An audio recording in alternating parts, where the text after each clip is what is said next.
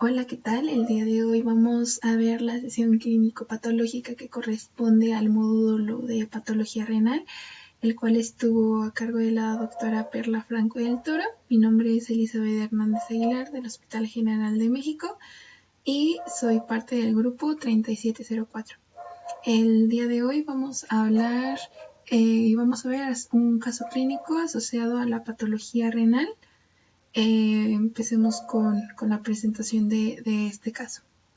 Para tener un poco más de organización en el contenido de la presentación, les muestro aquí un organigrama de cómo vamos a llevar a cabo este caso. Vamos a ver la presentación del paciente, el motivo de consulta, los estudios vamos a analizar los estudios que se le realizaron, así como la terapia que se implementó en este paciente. Vamos a llegar al diagnóstico y finalmente vamos a discutir el caso clínico. Daremos inicio a la presentación de este caso, mostrando pues la ficha de identificación del paciente. En el caso clínico refería que pues es un femenino de 58 años de edad, no muestra o no nos proporcionan más información acerca de o más datos acerca de la ficha de identificación, como el nombre o lugar de residencia, ocupación, si está casado, si está casada, religión, pero estos son los únicos dos datos que nos arroja la ficha de identificación.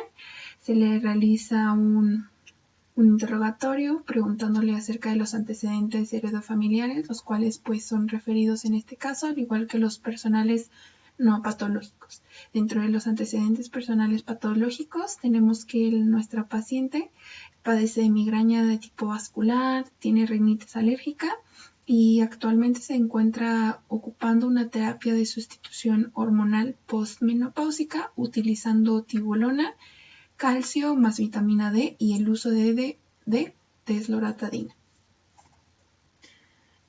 ¿Cuál es el motivo de consulta por la cual esta paciente acude? Es que el día 1 de diciembre del 2009, nuestra paciente acude al servicio de urgencias ya que presenta un cuadro de edema en las extremidades inferiores que presenta una evolución de 48 horas. Al examen físico, durante su ingreso, se percatan que pues, los signos vitales se encuentran dentro de valores normales o dentro del rango.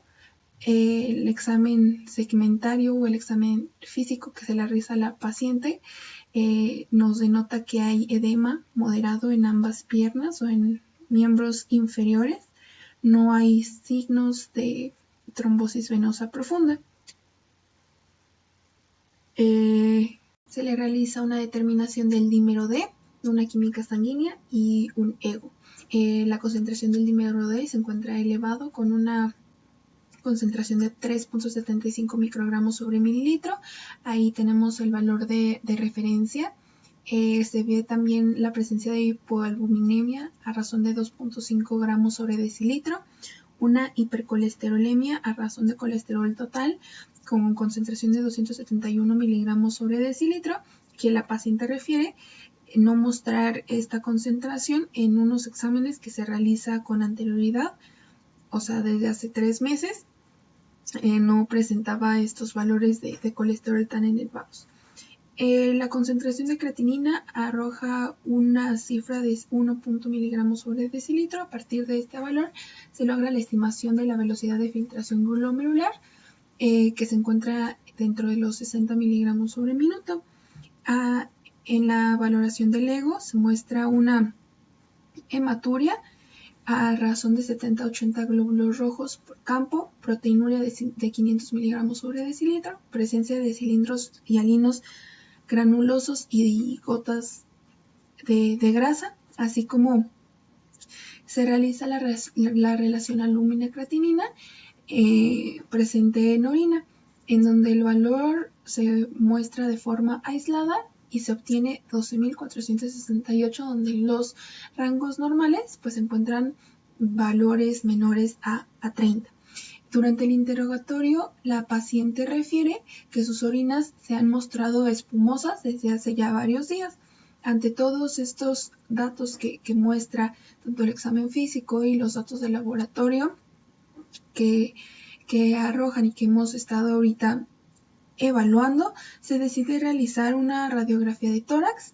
Gracias a la presencia de elevación del dímero D, se realiza un ecodoppler en extremidades inferiores, así como una ecografía renal en donde no se muestran alguna alteración. Aparte de los laboratorios que se le realizaron, se decide realizar un estudio inmunológico en donde se le piden anticuerpos antinucleares que muestran relación de 1/40, anticuerpos DNA, donde estos se muestran negativos, anticuerpos anti-ENA negativos, factor reumatoide negativo, C3 y C4 y CH50 dentro de valores normales. Los ANCA se encuentran negativos, al igual que las crioglobulinas, las anticardiolipinas. Anticoagulante lúpico igual se encuentra negativo. Se encuentra una serología viral negativa. Y se decide realizar una inmunofijación en sangre y en orina de 24 horas. Y pues los datos arrojados se encuentran dentro de valores normales. Ante los datos recabados hasta este momento, se decide implementar una terapia con uso de lisopril de 10 miligramos, hidroclorotiazida 25 miligramos, atorvastatina 20 miligramos. Así como se le realiza la indicación para que se lleve a cabo una biopsia renal el día 16 de diciembre del 2009, teniendo como referencia que pues la paciente llega el 1 de diciembre. Una vez realizado esta biopsia ya programada, se decide realizar microscopía óptica, microscopía electrónica, así como inmunofluorescencia. Los datos arrojados en la microscopía óptica nos evidencia la presencia de hipercelularidad glomerular, que es en grado moderado. Se encuentra ubicado en el mesangio, así como a nivel de endocapilar. Hay presencia de crecientes celulares de 2 a 12 glomérulos. Se evidencia también así la fibrosis intersticial, que de aproximadamente un 20%, y presencia de cilindros hemáticos de forma aislada. Los datos que arroja la microscopía electrónica nos evidencia unas membranas basales que presentan un espesor sin anormalidades, en donde se logra visualizar abundantes depósitos paramesangiales amorfos de material electrodenso, además de fusión pedicelar extensa, como vemos en la imagen inferior que corresponde a la imagen E y a la imagen F. La inmunofluorescencia se muestra positiva con patrón mesangial, 3 de 3 cruces para inmunoglobulina A, así como presencia de cadenas livianas kappa, lambda y C3c. Las imágenes observadas del lado derecho, hablando de la imagen A, corresponde a una microscopía óptica en donde se ocupó una tinción de Masson al 100X. Vemos el tejido renal con fibrosis intersticial leve. En la imagen B y en la imagen C igual se vuelve a ocupar microscopía óptica en donde se ocupó la tinción PAS y HY al 400X. Se observan glomérulos con marcada hipercelular y creciente celular, principalmente en la imagen C. En la imagen D corresponde a una inmunofluorescencia en donde se ocupó una tinción con inmunoglobulina A, que vemos que da positiva a nivel del mesangio. En la imagen E y F corresponde a una microscopía electrónica y pues aquí vemos cómo hay depósitos paramesangiales de material electrón denso que se manifiesta o que nosotros lo podemos ver señalado con las flechas, ¿no? Al igual que aquí. Y en la F, en esta flecha, señala que hay una fusión pedicelar extensa con degeneración microvellosa. Esto con referente a la evaluación de las imágenes. Pues hasta el momento se tienen diagnósticos tras la realización de la biopsia renal. Se dice que hay un diagnóstico clínico que nos evidencia que hay presencia de un síndrome nefrótico y posible glomerulopatía membranosa, así como una glomerulonefritis por IgA, donde se dice que es una subclase 4 de Haas, en donde se acompaña con daño podocitario de manera difusa. Esto tras la realización de la biopsia el día 16 de diciembre del 2009. La evolución clínica de nuestra paciente se manifiesta de la siguiente manera. Una vez que se realiza la biopsia, se decide ir la paciente de alta, pero el día 19 de diciembre del 2019 se vuelve a hospitalizar, ya que esta paciente pues llega con un cuadro agudo que se acompaña de vómitos alimentarios, en donde no hay presencia de diarrea, hay un compromiso muy importante del estado general, se manifiesta también una cefalea holocraniana, así como postración. Se dice que tiempo después la cefalea cede, pero aparte se adiciona un dolor abdominal que se presenta de manera inespecífica. Tras los hallazgos con los cuales ingresa la paciente nuevamente este día, se decide solicitar un estudio neurológico con tomografía axial computarizada, así como resonancia magnética pues, del cerebro y una angiotac de abdomen.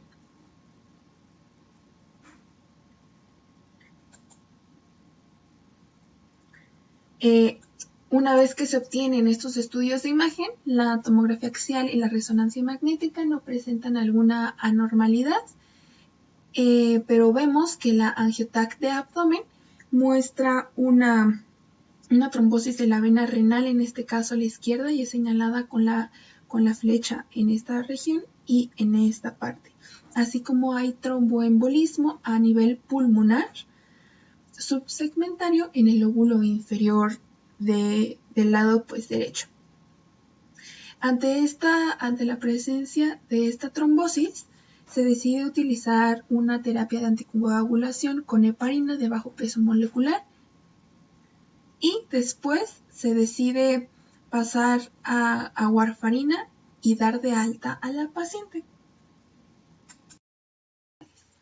Esta sepsis es tratada con imipenem y luego con ciprofloxacino por 3 semanas. A pesar de las complicaciones agregadas durante la evolución de nuestra paciente, la falla renal aguda va a permanecer no oliúrica y por el momento no va a requerir de soporte con diálisis. Los resultados de la segunda biopsia realizada el 25 de enero del 2010 arroja resultados que muestran una presencia de glomerulonefritis por IgA subclase 4 de Haas, que veíamos es el mismo diagnóstico que arroja la primera biopsia que se le realiza a la paciente, pero en esta segunda se destaca la presencia de abundantes cilindros hemáticos que se acompaña de obstrucción tubular, que esta obstrucción es gracias a la presencia de los cilindros, así como presencia de necrosis tubular aguda, como vemos en estas imágenes que nos muestra la segunda biopsia. Vemos en la imagen A que es una microscopía óptica en donde se observa que el tejido renal hay fibrosis de manera o de forma intersticial. En la imagen B y en la imagen C se observa una microscopía óptica con una tinción de Masson al 200X, en donde podemos ver la presencia de cilindros hemáticos, en donde hay abundantes focos de necrosis, en donde esta necrosis pues es la necrosis tubular aguda que se evidencia con las flechas aquí señaladas. En la imagen D se ve una tinción, se ocupa una tinción de HY, en donde vemos que el glomérulo dentro del glomérulo hay un aumento de la celularidad presente en este. En la imagen E se ocupa, es una inmunofluorescencia en donde se ocupa igual una tinción de IgA que va a ser positiva en el mesangio. En la imagen EF nosotros vemos que es una microscopía electrónica en donde vamos a ver depósitos paramesangiales de material electrondenso que se evidencia con estas flechas blancas, así como una fusión pedicelar que se muestra en menor medida con respecto a los resultados que arroja la primera biopsia que se le realizó a la paciente. Hay que recordar que la paciente se encontraba en terapia con prednisona, pero una vez que se dan los resultados de la segunda biopsia, se decide empezar a utilizar otra terapia inmunosupresora que vamos a mencionar posteriormente. Una de las acciones que se decide tomar tras la evolución de la paciente hasta este momento, se decidió suspender la terapia de anticoagulación, pero una vez que se suspende esta, se presenta y se instaura una trombosis venosa profunda a nivel distal, por lo que se decidió volver a implementar esta terapia. Con la realización de diferentes estudios clínicos, logramos ver que su función renal mejora de manera paulatina conforme la evolución de los días, pero se logra estabilizar con valores de creatinina plasmática a razón de 2.0 miligramos sobre decilitro, manteniéndose siempre en rango de síndrome nefrótico, acompañado de sedimento de orina muy activa, así como proteinuria con concentración mayor de 3 gramos al día. Una vez instaurado todos estos datos, se decide dar de alta a la paciente a finales del mes de febrero, tras estar un mes aproximadamente hospitalizada.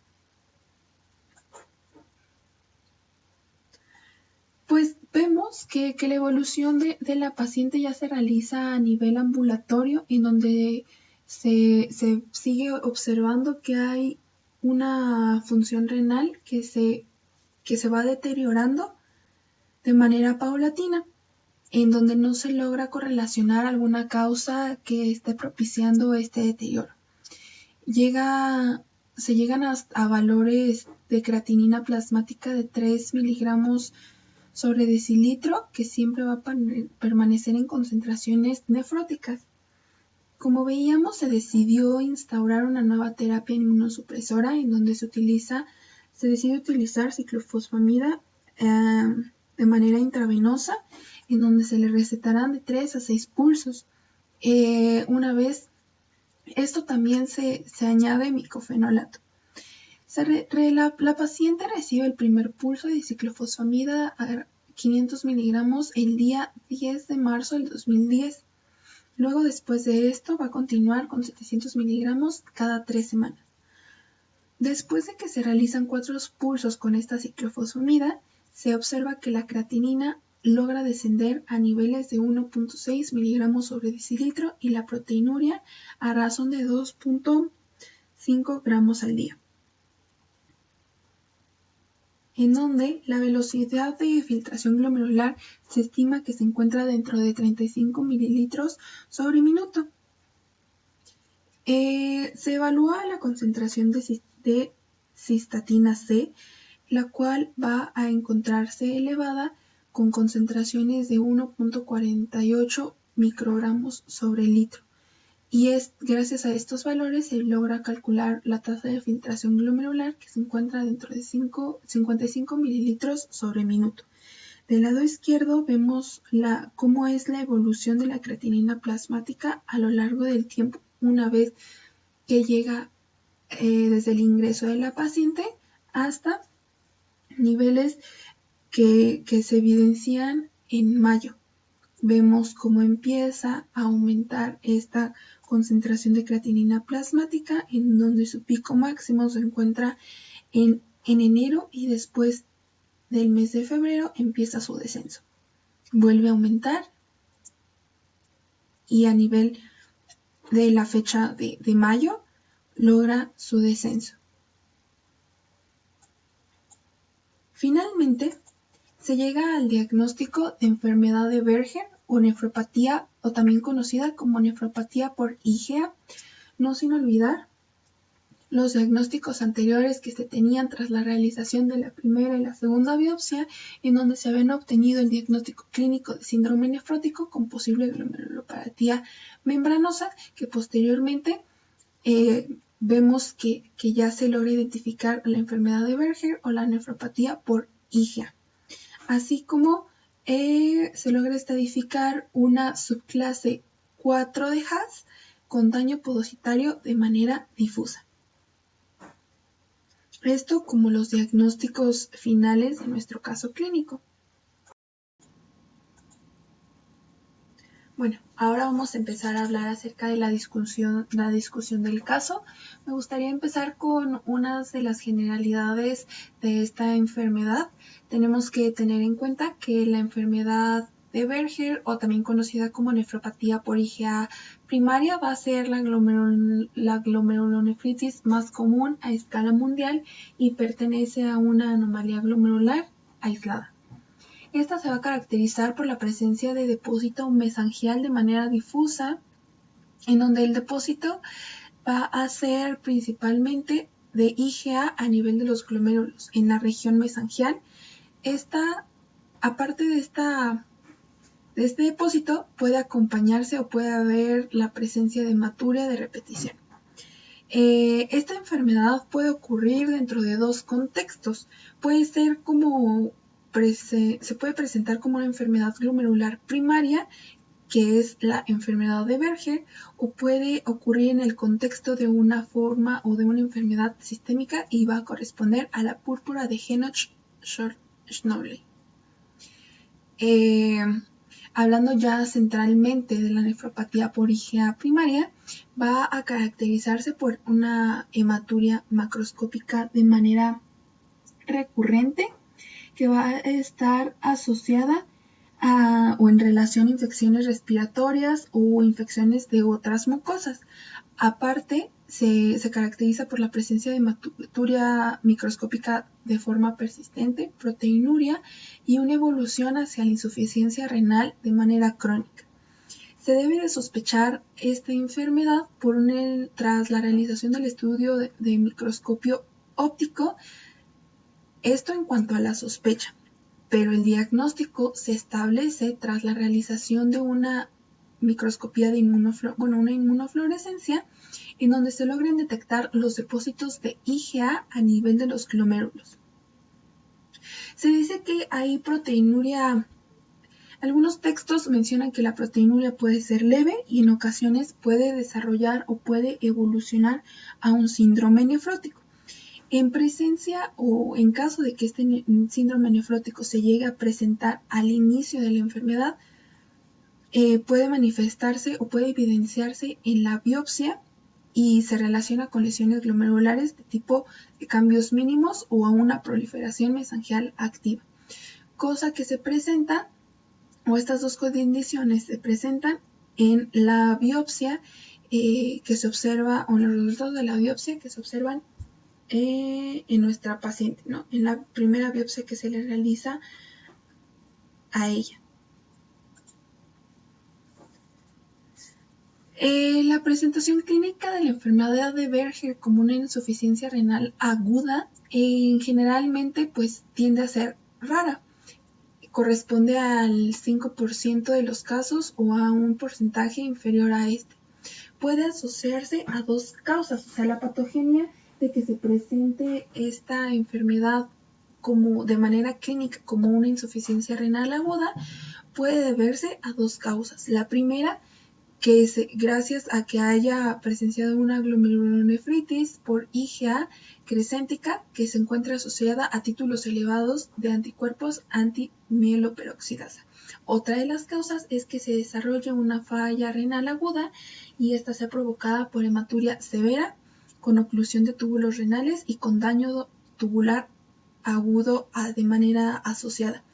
Para que nosotros, una vez que se instaure esta enfermedad de Berger y se manifieste de manera clínica y nosotros podamos evidenciar cuál va a ser la causa o la fisiopatología o la patogenia por la cual se esté presentando esta insuficiencia renal aguda, aunque esta sea rara, se tiene que realizar el diagnóstico diferencial de estas dos causas mediante la realización de una biopsia, cosa que se le realizó a nuestra paciente, en donde se excluyó que la causa fuera asociada a una glomerulonefritis IgA crescéntica, por lo que nos queda que la causa por la cual nuestra paciente, o en el caso clínico, se presenta esta insuficiencia renal aguda, va a ser como consecuencia de que se desarrolla o que se presenta hematuria severa con oclusión de túbulos renales y daño tubular agudo asociado, que estos datos se manifiestan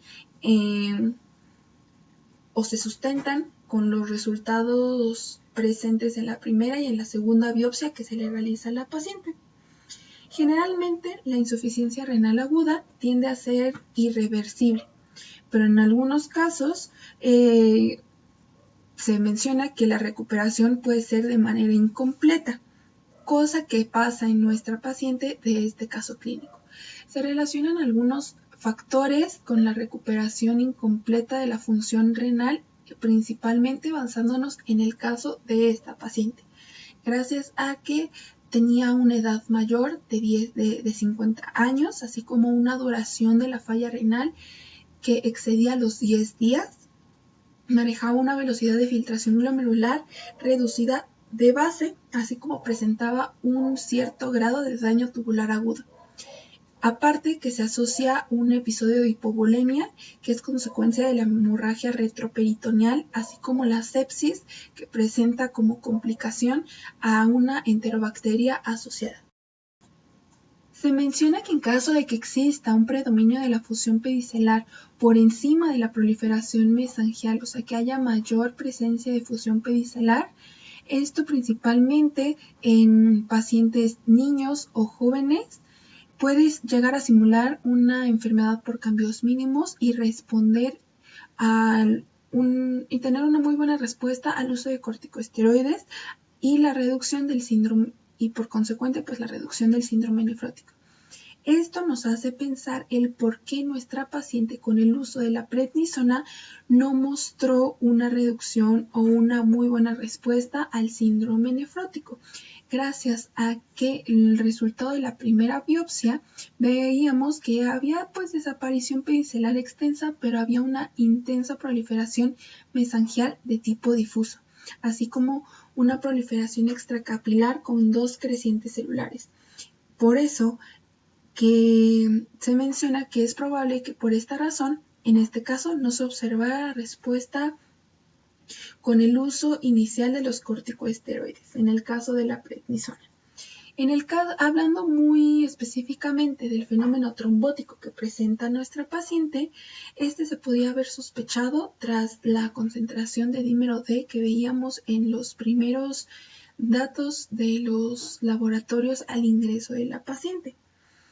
Veíamos que se presentaba una embolia pulmonar en donde se menciona o se pretende que el origen de esta embolia se originó a partir de la trombosis de la vena renal izquierda que veíamos nosotros en la angiotac. Es por eso que el ecodoppler venoso de las extremidades inferiores no mostraba alguna alteración, ya que puede ser insuficiente pues para descartar las complicaciones trombóticas en estos pacientes. Las trombosis se menciona que las trombosis de las venas renales se presenta como un hecho clínico alrededor de un 8% de los pacientes que presentan un síndrome nefrótico. Pero hablando muy específicamente de la enfermedad de Berger, se menciona que estos fenómenos trombóticos no están muy relacionados o no son muy frecuentes, pero vemos nosotros que en este caso muy en particular, pues sí se presenta. Hablando ya muy específico del tratamiento inmunosupresor, como veíamos, el tratamiento con esteroides no va a tener un resultado efectivo, pero nos vamos a basar nosotros para la elección de ese tratamiento inmunosupresor. Vamos a tener que tomar en cuenta la forma clínica en la que se va a estar presentando la enfermedad, así como el pronóstico renal esperado.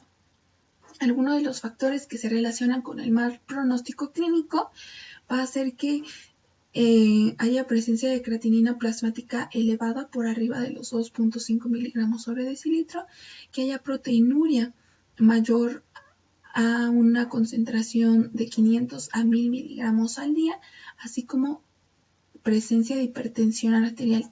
En este caso, nuestra paciente presentaba algunos factores de mal pronóstico, como creatinina que se mantenía elevada de manera constante, que mostraba una proteinuria de manera severa, que los datos obtenidos tras la realización de las biopsias mostraran una proliferación difusa severa que se acompaña de crecientes aisladas y fibrosis intersticial, fibrosis tubulointersticial. Por lo que en este caso no se decide ocupar esteroides, sino se decidió ocupar ciclofosfamida, como veíamos, con pulsos intravenosos, ya que nos permitía realizar una protección vesical de manera óptima. El tratamiento en este caso, la nefropatía por IgA severa, de manera activa y progresiva, se recomienda el uso de una terapia inmunosupresora, por lo que se decidió agregar la ciclofosfamida a los corticoides, ¿no? Para que sí realmente viéramos una evolución clínica, pues, de la presente, de la enfermedad que mostraba la paciente, ¿no? Y como veíamos, después de que se implementa el uso de la ciclofosfamida, realmente empezamos a ver una mejora de la función renal y no tal cual a un nivel basal, pero sí tratándonos de acercar un poco a esta. De manera como para concluir finalmente tanto la presentación del caso como la discusión de vemos que en este caso en particular me gustó este tema de la enfermedad de Berger o la nefropatía por IgA, porque me pareció un tema muy, muy interesante y como veíamos, esta va a ser el tipo de glomerulonefritis pues, más común a nivel mundial. Por eso es que decidí buscar un caso clínico que nos pusiera en evidencia esta presentación o esta enfermedad en particular. Algo que me gustaría recalcar es que este caso clínico nos muestra una de las tantas presentaciones clínicas que puede tener esta nefropatía. Como tal, no es una manifestación clínica de manera clásica, pero nos muestra que hay una gran diversidad de presentación clínica dentro de esta patología. Tenemos que recordar que la biopsia renal pues, va a ayudar a nuestro diagnóstico, tanto inicial, diferencial, así como nosotros brindar un pronóstico a nuestro paciente.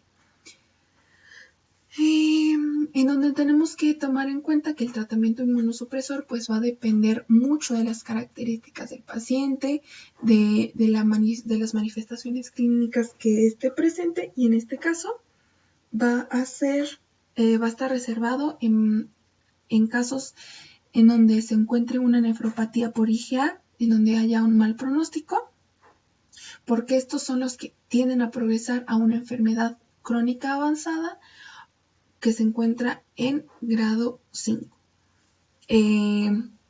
Hablando muy particular en esta paciente presentada en el caso clínico, pues debutó con un síndrome nefrótico. Como veíamos, puede llegarse a presentar este síndrome nefrótico, pero no es algo característico o muy presente en este síndrome. Cosa que, pues en este caso, fue con lo que debutó nuestra paciente, que después, tras su evolución, se complica con una falla renal aguda y después, de una manera pues muy rápida, vemos que esta falla renal progresa.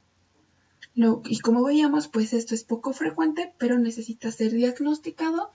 Gracias a que se asocia con un mal pronóstico, puede asociarse con muerte o con daño renal pues fatal. Y pues con esto concluiríamos la presentación del caso clínico. Muchísimas gracias por su atención y aquí dejo las referencias. Muchas gracias.